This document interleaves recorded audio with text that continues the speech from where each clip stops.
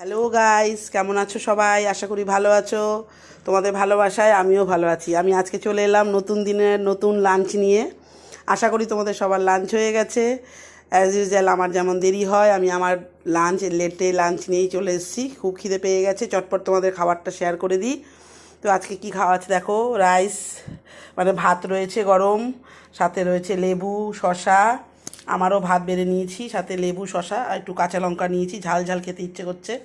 আর এখানে হয়েছে দেখো কলমি শাক ভাজা, রসুন ফোড়ন দিয়ে কলমি শাক ভাজা।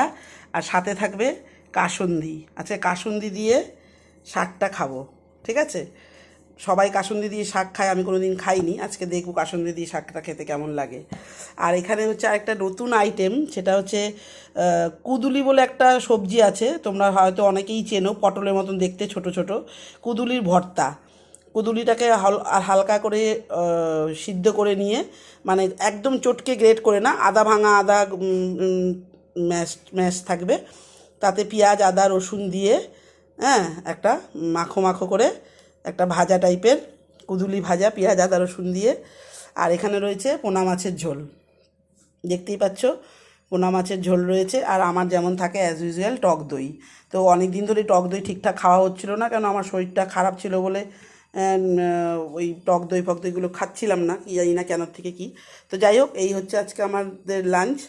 তো আবার দেখিয়ে দিই।